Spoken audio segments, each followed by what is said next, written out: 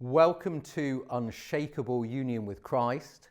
We're going to be thinking about how Jesus invites us, how he relates to us, how he partners with us, and how he befriends us.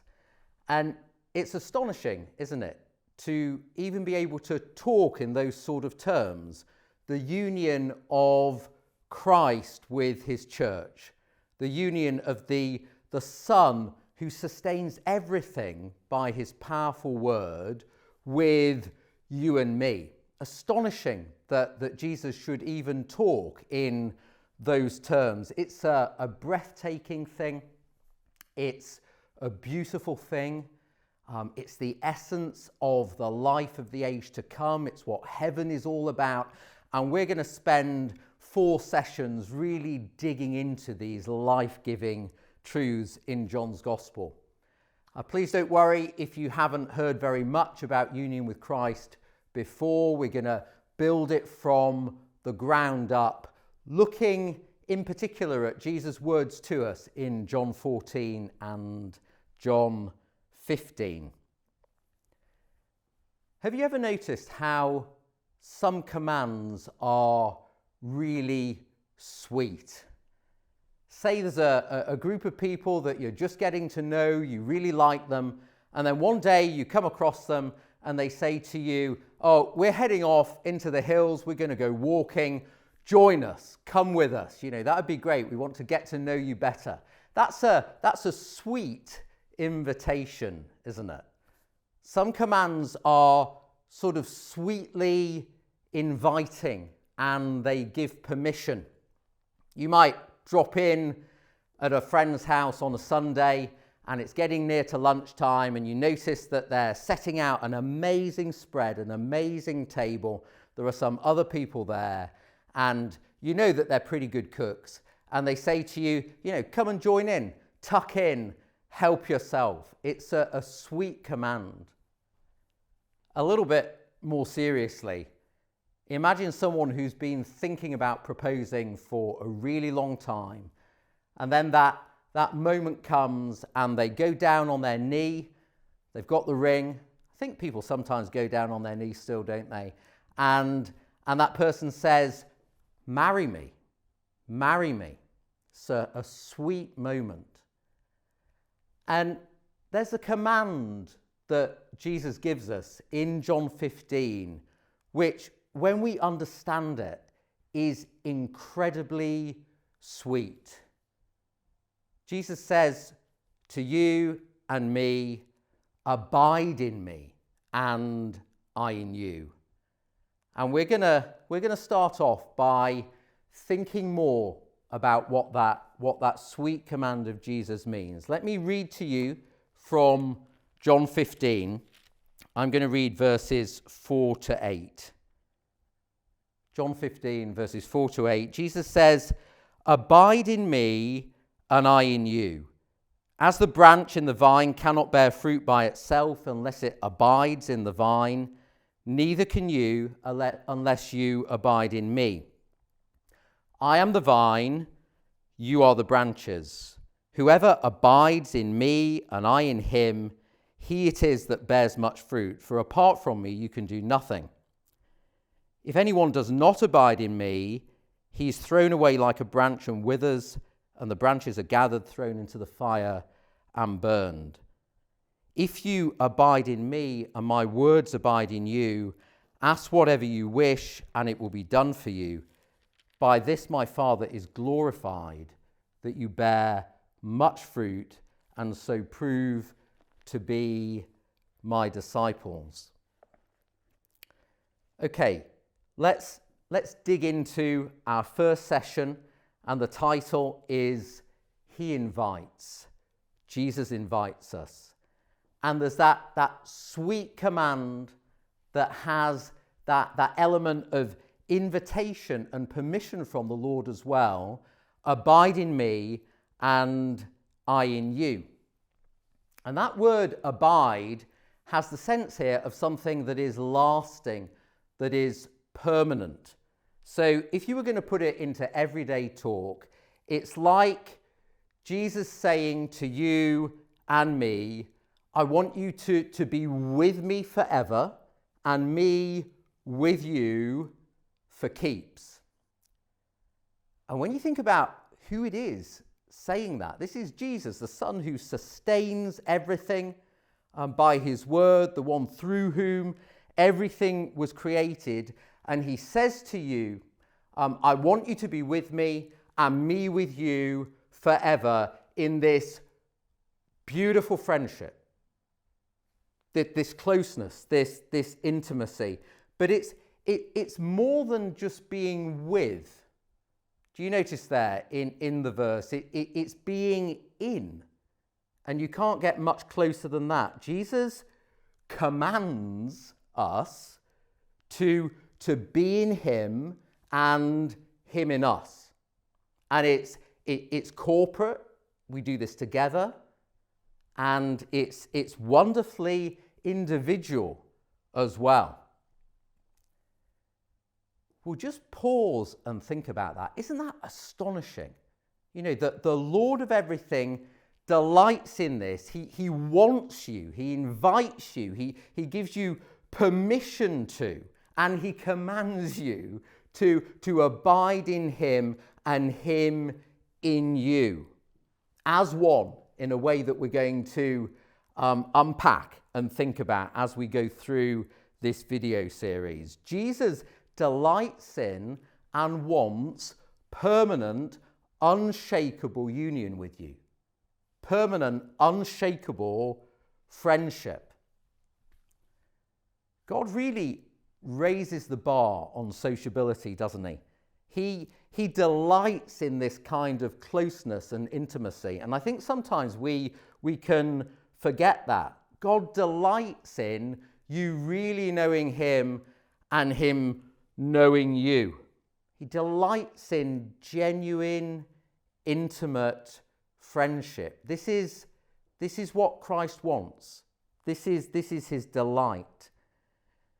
And in John 15, he gives us this picture that is probably familiar to you of the vine and the branches. And he says, I, Jesus, am the vine, you are the branches. And when you think about a vine, you can't tell where the vine stops and the branches start, can you? Or the other way round. This is a true participation. This is Jesus in you and you in him. And if you've never thought about that being true for you individually, just drink that in a little bit. That is wonderful.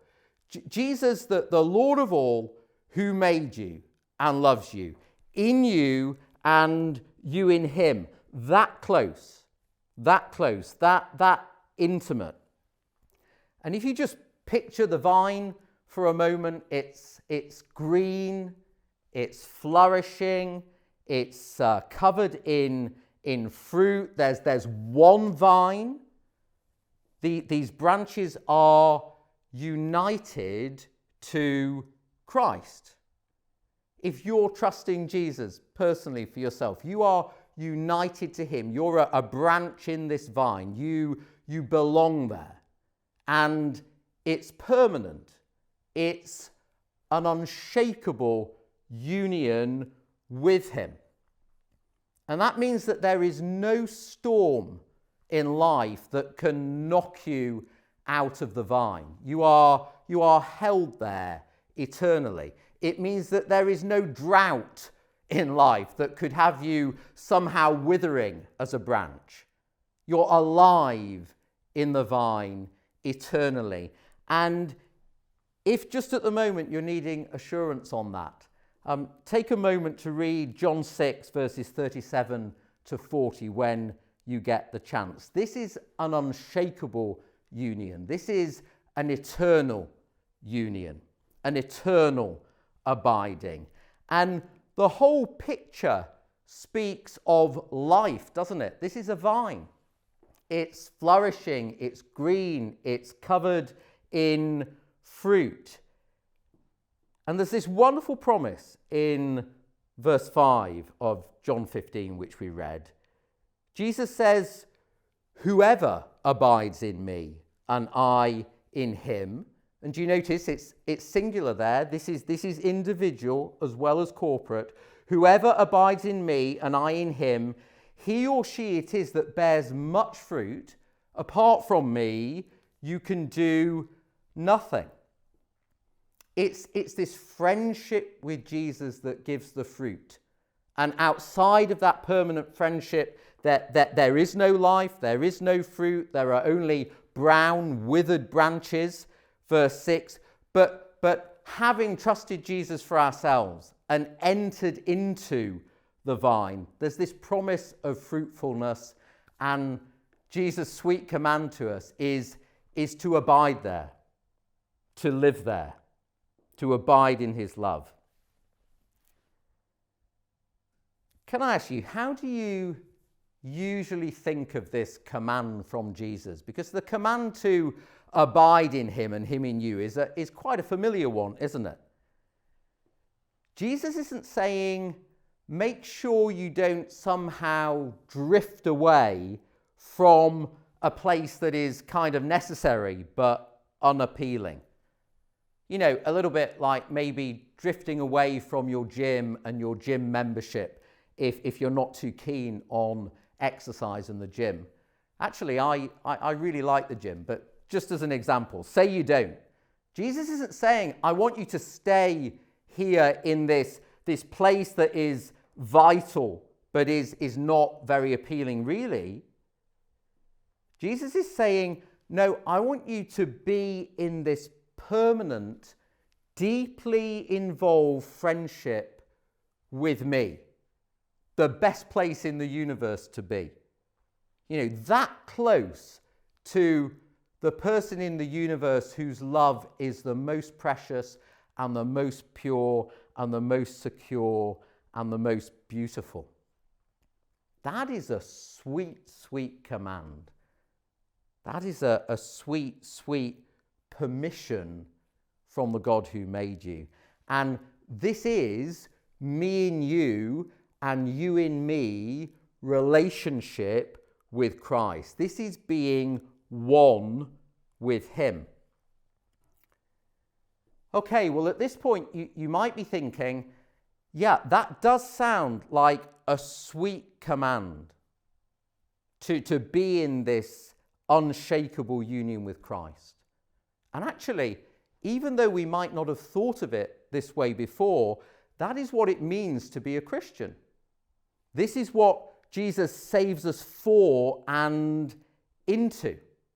It's a sweet thing. But you might be hearing this and thinking, well, how do I know if I'm included personally? How do I know if I am a living branch in the vine?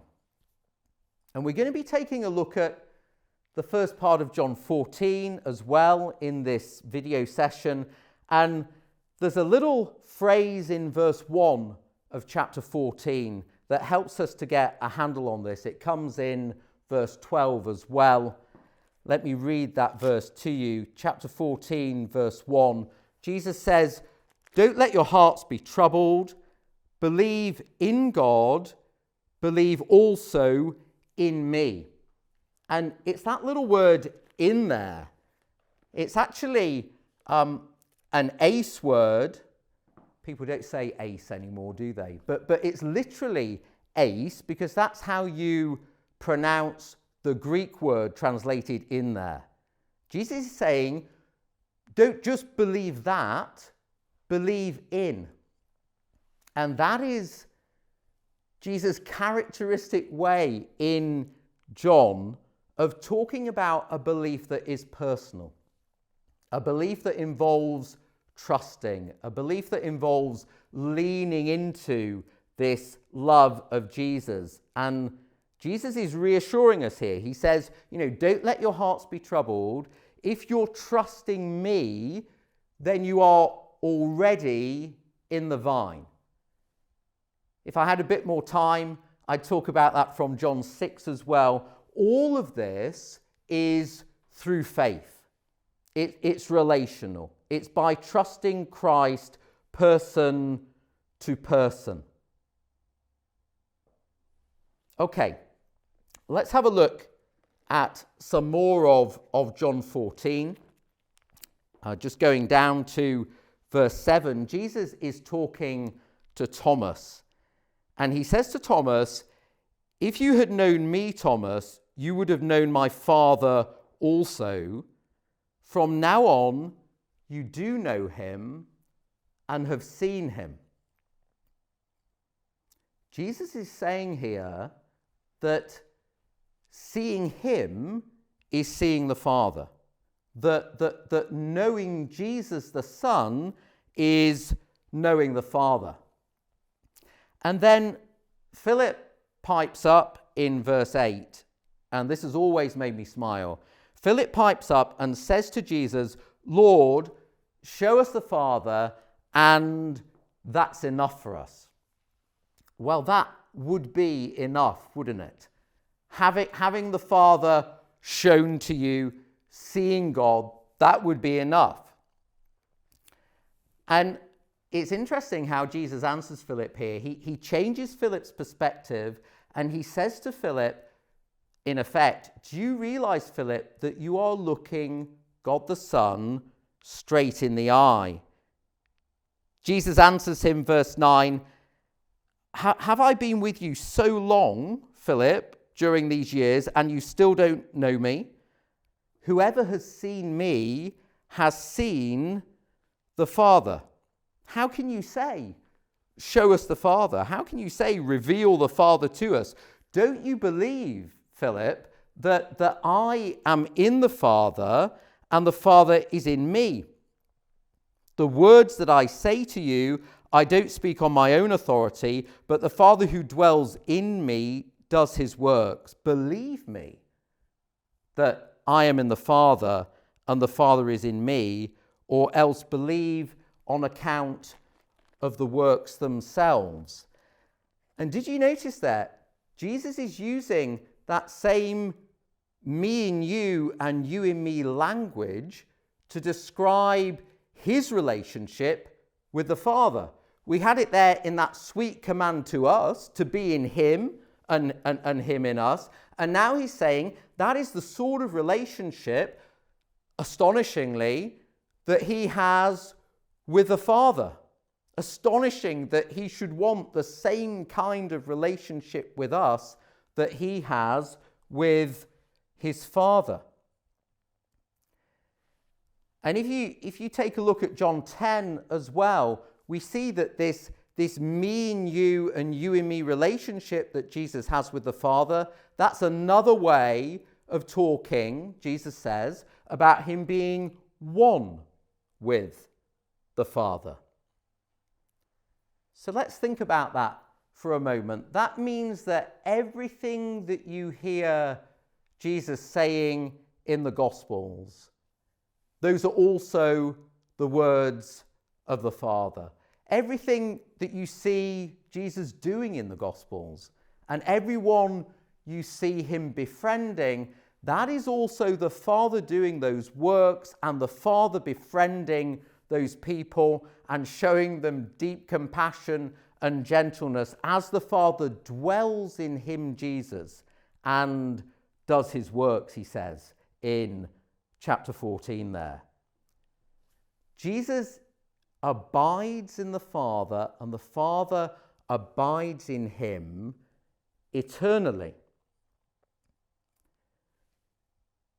And then when you think about that command of Jesus to you personally, to abide in him and him in you, how sweet, how breathtaking does that sound? Because that is Jesus saying to you, I want the same kind of friendship, the same kind of relationship, the same kind of me and you in me love that I, Jesus, have shared with the Father since before the foundation of the world. And that is sweeter and more wonderful than we could possibly have imagined. And Jesus says that this is life. This is salvation. This is the heart of the gospel. The Father and the Son delight to share their love with us. Jesus wants us to be abiding in him and him in us in just the same sort of way that the Father and the Son abide in each other. And that is a kind of oneness. We don't have a unity of identity with Jesus in the way that the Father and the Son have a unity of identity, but we do have a unity of friendship and fellowship with them. What a sweet command. Jesus is saying, enjoy the same sort of friendship, the same sort of love with me that I have enjoyed with the Father since before the foundation of the world. This is me in you, you in me love. This is Christ in you and you in Christ. One. Being united to Jesus really does change everything.